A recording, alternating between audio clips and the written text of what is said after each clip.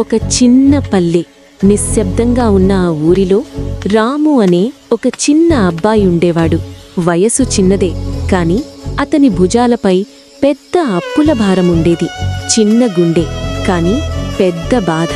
తండ్రి అనారోగ్యంతో మంచానికే పరిమితమయ్యాడు. అమ్మ ఇంటింటా పనిచేస్తూ ఆ అప్పుల్ని తీర్చే ప్రయత్నం చేస్తోంది. ప్రతి ఉదయం రాము పుస్తకాలు కాదు, పనిముట్లు పట్టుకుంటాడు. స్కూల్ బెల్ మోగుతుంటే అతని చెమటే సమాధానమవుతుంది. ఈ నెల వడ్డీ ఇవ్వాలి అనే మాట అతని నిద్రను కూడా తినేసింది. కళ్ళు మూసినా భయం మేల్కొనే ఉంది. రాత్రి ఇంటికి వచ్చేసరికి ఒక్క దీపం వెలుగులో అమ్మ లెక్కలు వేసుకుంటుంది.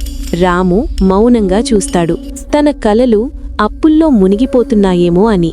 ఒకరోజు అప్పులవాడు ఇంటి ముందే నిలబడి కఠినంగా అన్నాడు, డబ్బులు ఇవ్వకపోతే ఇల్లు పోతుంది.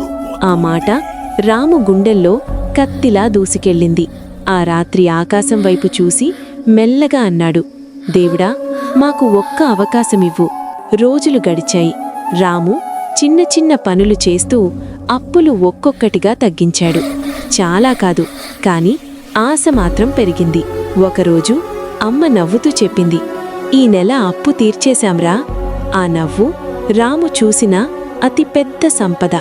అప్పుల మధ్య పుట్టిన ఆ అబ్బాయి ఈరోజు ఆశతో జీవించడం నేర్చుకున్నాడు. ఎందుకంటే అప్పులు మనల్ని కట్టిపడేస్తాయి, కాని ఆశను కాదు. ఇలాంటి హృదయాన్ని తాకే కథలు మరిన్ని చూడాలంటే KVS 9 క్రియేషన్స్ ఛానల్ని సబ్స్క్రైబ్ చేసుకోండి. మీ సపోర్టే మా ఆశ.